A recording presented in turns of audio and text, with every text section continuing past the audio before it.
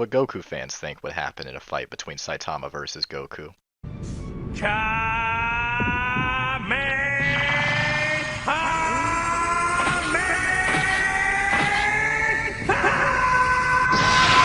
Oh man, so strong. I gotta use all my power to hopefully defeat you.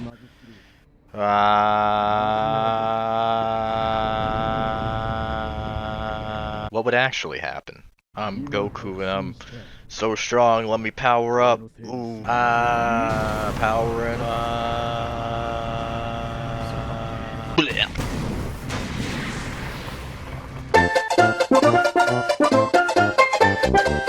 Alright people, let's do this one more time. Saitama would beat Goku, that's what would happen, and he would do it in one punch. Saitama is a gag character, and his gag is being able to one punch anyone. And with this gag, he would beat Goku.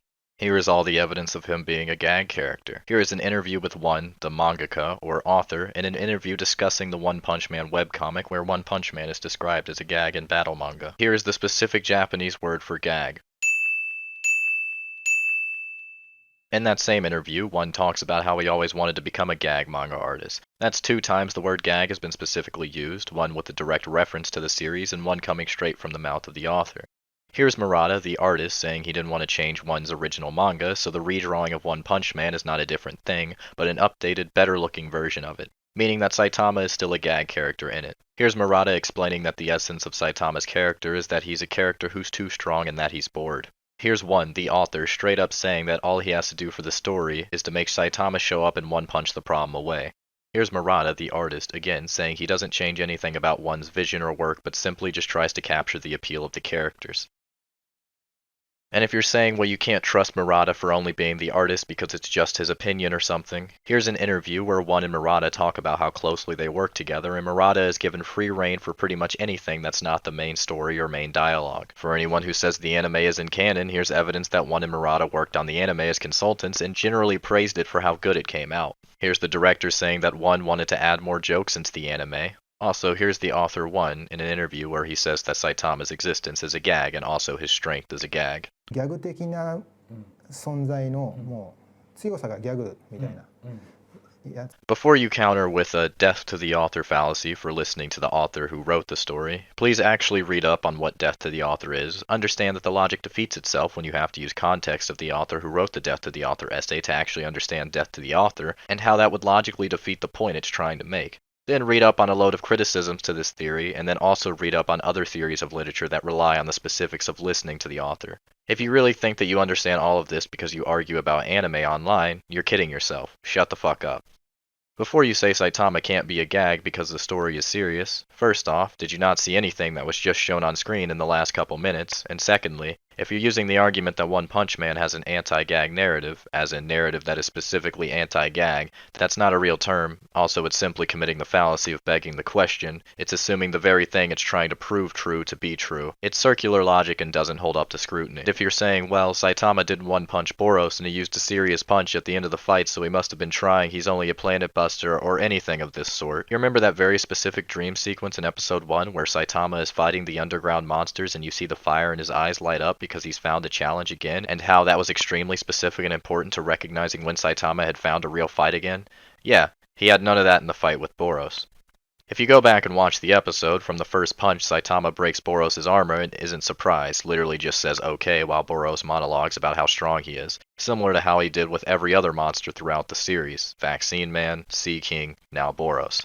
Saitama throws another punch and tears off Boros' arm with the force, still isn't even surprised, and just tells Boros he's strong. Throughout the fight, Saitama doesn't even directly attack Boros, literally just throws out his hands to barely block the attacks and lets Boros attack him. Still isn't surprised, no light in his eyes. When Boros shoots that shockwave of explosive energy, Saitama just stands up, not surprised, no light in his eyes. Boros punches Saitama, not surprised, no light in his eyes. Also, side note, I always see this manga panel floating around like, Saitama took damage, look, Saitama took damage. If you go and look at the actual manga page in Volume 7, Chapter 36, there's no such thing. Same goes for the webcomic, so no, Saitama did not take damage. While Boros is monologuing, Saitama tells Boros to shut up and questions if they're done with this. Pretty obviously in line with how he's acted before when he knows he's stronger, and also again, not surprised, no light in his eyes. So then Saitama gets kicked to the moon, and even then he's not surprised, no light in his eyes. Saitama jumps back, smiles, and is like, I made it, nonchalantly. Punches Boros again to push him back, still no light in his eyes. Does consecutive normal punches, still no light in his eyes. Even when he finally does the serious punch, he doesn't even stop to think if he can nullify the attack or defeat Boros, he just does it. No light in his eyes, or surprise either. The entire fight, Saitama was just letting Boros get it out of his system. Boros even tells Saitama he knew he was holding back right here, and Saitama doesn't disagree because he knows it's true. Still no surprise or light in his eyes. And before you say, well, strength to spare, he still could have been using a lot of his strength, or half his strength, or even 1% of his strength, people, shut up. In Volume 19, Chapter 92.5, Saitama himself even admits that his serious moves aren't serious because he has no need for them. His normal punch could kill any monster. Chapter 92.5, by the way, is a whole 56.5 chapters after Saitama throws his serious punch. So this is well after the fight with Boros and pretty far into the manga, and Saitama himself is saying there's no monster he faced where he wouldn't have been able to just beat them with normal punches, which I mean, if you watch the fight, is pretty obvious. So case closed on that. Saitama is obviously much stronger than Boros ever was. He knows it, one knows it, you now 100% know it, and yet there's still gonna be people in my comments telling me that I somehow misunderstood this scene. Amazing. By the way, gag is not equal to narrative, and please stop parroting this bullshit to me. A lot of people say if Saitama were to fight Goku, Saitama would not have his gag because his gag is specific to his universe because it's specific to his narrative, and that's just insanely stupid reasoning because none of it is objective. To try and say that Saitama cannot have his gag because it's tied to his narrative through plot or author or whatever you want to tie it into, well, 1. You're placing an arbitrary stipulation on character fights that has no objective basis on anything. It comes down to you saying Saitama can't have his gag because I said so. That's not an objective truth. That's an arbitrary rule you're placing on the fight for literally no reason. And reason number 2, this whole plot narrative BS is just dumb. There's tons of characters with the specific power of plot manipulation and rewriting their own stories or interacting with the story in ways other characters can't. Some of them have this integrally tied to their character. If your reasoning is that Saitama wouldn't be able to use his gag because there's no plot or no narrative or no author for him to interact with via his gag, then the same would have to reign true for every character who has some sort of plot manipulation ability. Which is just dumb, and also again, like reason 1, is based on nothing other than an arbitrary rule you're trying to place on what someone else is saying without actually attacking their argument. Either way you want to defend it, the point is, conflating gag and narrative or saying it's because of plot that Saitama is a gag, then you're basing it off literally nothing, and also you're just wrong since Saitama is a gag character, something integral to his character, and taking that away from him would essentially be getting rid of what makes Saitama, Saitama, similar to what Murata was saying here about not changing Saitama's appeal. So please stop parroting this bullshit that Saitama's gag is strictly tied to his narrative. It's based on nothing and is literally just a misunderstanding of how words, storytelling, and fictional characters can fight work. Another counter-argument is that Goku is immune to gags. People keep telling me this, and it's just not true, because I mean...